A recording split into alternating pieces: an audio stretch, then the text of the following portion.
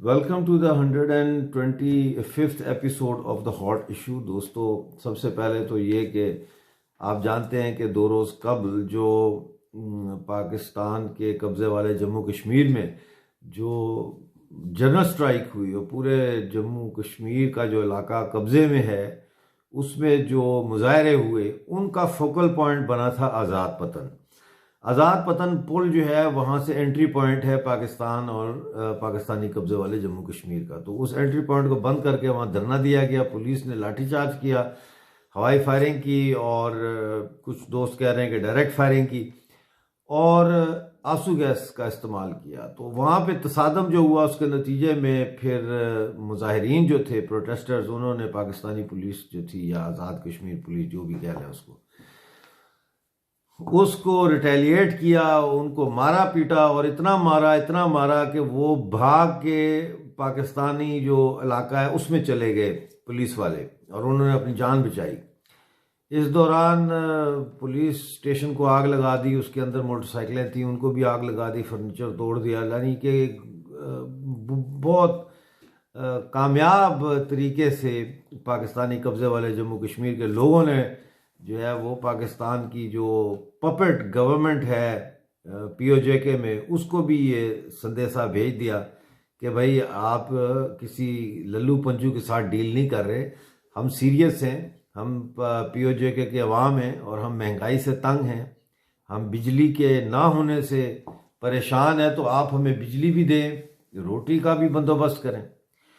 तो फिर वो धरना हुआ, वहाँ मुज़ाकरात हुए, पुंछ का कमिश्नर के साथ जो मुज़ाकरात हुए उसमें यह तय हुआ कि जो है वो पर्चे नहीं काटे जाएंगे, किसी के ख़िलाफ़ कोई केस नहीं होगा और जो अवामी कमेटी है, अवामी एक्शन कमेटी जो है वो बात करेगी, उसको मौका दिया जाएगा कि वो गवर्नमेंट के साथ निगोसिएशंस करे आटे के मसले पे। खैर ये तो एक अलग बात है कि नेगोशिएशंस का रिजल्ट क्या आता है, इसलिए कि जो आटा ये दे ही नहीं रहे तो फिर नेगोशिएशंस का नतीजा क्या होगा? नेगोशिएशंस का तो कोई फ़ायदा नहीं है।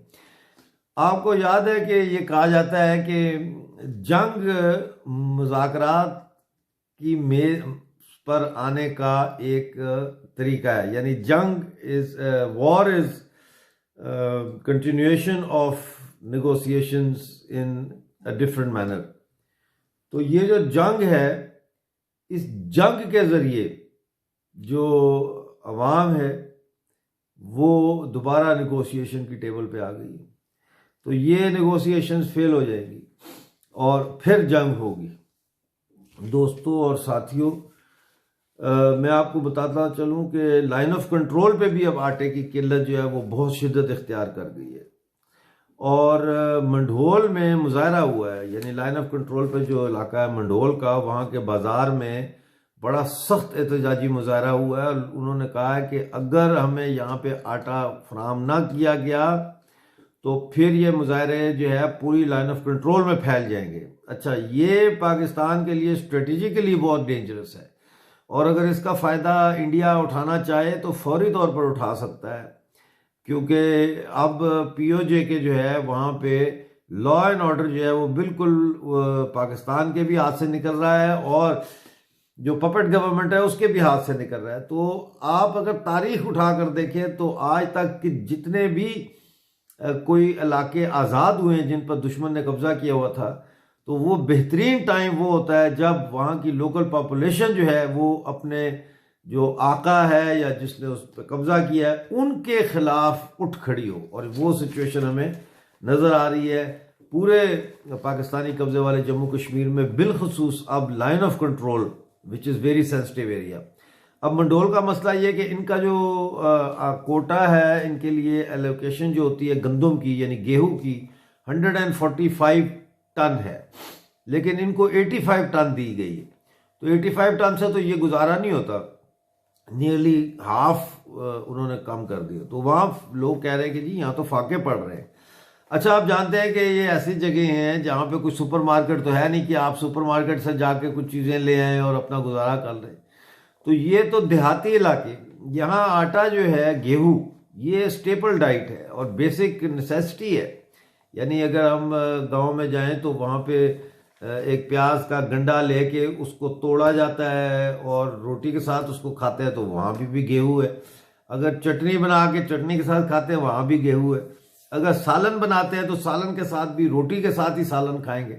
तो गेहूँ जो है वो एक बहुत ही इम्पोर्टेंट डेली लाइफ का एक फूड प्रोडक्ट है जो डेली इस्तेमाल होता है। एक आपको मैं और न्यूज़ दूँ, आपको याद है मैंने आपको बताया था कि ये पाकिस्तान आर्मी जो है ये स्कर्दू का एयरपोर्ट चाइना के साथ मिलके उसको बड़ा कर रहे हैं। और दूसरा जो है वो ये कर रहे हैं कि ये ट्रूप्स, हर कोई ना कोई बहाना इनको चाहिए पाकिस्तान को गिलगित बल्तिस्तान में ट्रूप्स भेजने का। और अब एक नया काम शुरू हो रहा है और वो ये हो रहा है कि चाइना जो है वो यारकंड से लेकर तो गोरेगोट तक, यानी बीच में आपका स्कर्दू है, अस्तोर है, ये सारा इलाका, यहाँ एक रोड बिल्ड कर रहा है, पक्की सड़क बना रहा है, सीधी मतलब है जो कनेक्ट करेगी इन सारों को। इस सड़क की जो चौड़ाई है यानी विड्थ जो है वो 33 फीट रखी गई है, विच इज इनफ जो है ना वो आर्टिलरी और तोपखाना जो है चाइना का, उसके लिए ये सड़क काफ़ी है। ये कोई ट्रैफिक के लिए नहीं बनाई जा रही या टूरिज्म के लिए नहीं बनाई जा रही, क्योंकि ना तो ये 2 लेन है और ना ये वो जो स्टैंडर्ड है 44 मेरा ख्याल है फीट का वो है। ये एक किस्म की सिंगल लेन है और है तो ये मतलब आने जाने के लिए, लेकिन ये 33 फीट जो है ये काफ़ी नैरो है। और इसके ये सिर्फ इसलिए बनाई जा रही है, आज मेरी आप बात याद रखना कि यहाँ से चीन का तोपखाना, चीन की जो आर्टिलरी है, पैदल फौज वगैरह, ट्रक्स, ये सारा किसी भी वक्त गिलगित बल्तिस्तान आ सकता है। और फिर आपको पता ही है कि गिलगित बल्तिस्तान पे कब्जा जो है वो और मजबूत हो जाएगा। ना सिर्फ ये बल्कि फिर यहाँ से रास्ता सीधा बलूचिस्तान तक जाएगा।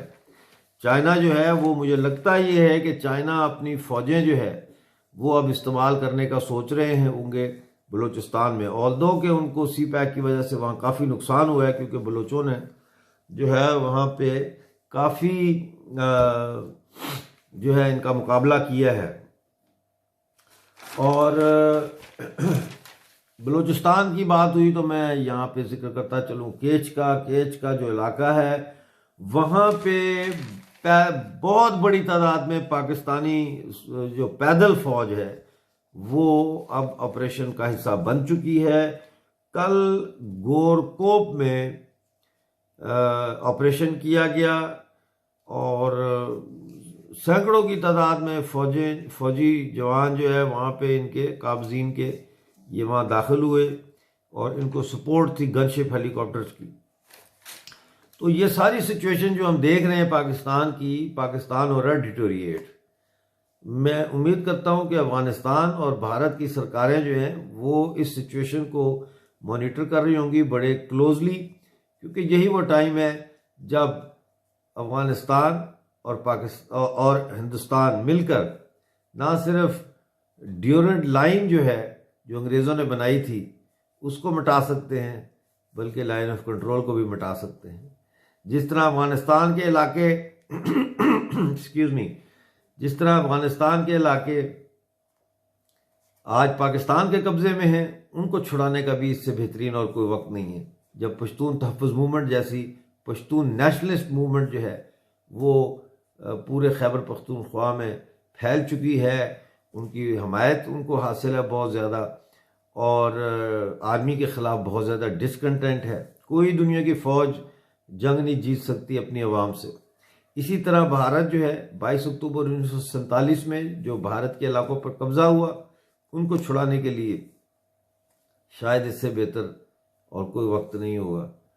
दोस्तों इजाज़त दो, आज मैं आपको सिर्फ ये कहना चाहता हूँ कि 500 रह गए हमारे 10,000 का टारगेट अचीव करने में। आज रात 12 बजे तक आप मेरी मदद करें, हमें 500 कम से कम और सब्सक्राइबर्स चाहिए ताकि हम 10,000 के मार्क को 15 जनवरी 12 बजे तक अचीव कर लें। ये हमारे लिए एक बहुत बड़ी अचीवमेंट होगी। और दोस्तों हमें अपने पैगाम को बहुत दूर तक लेकर जाना है और ये पैगाम आपकी मदद के बगैर नहीं जा सकता। Thank you very much. अपना बहुत सारा ख्याल रखिए।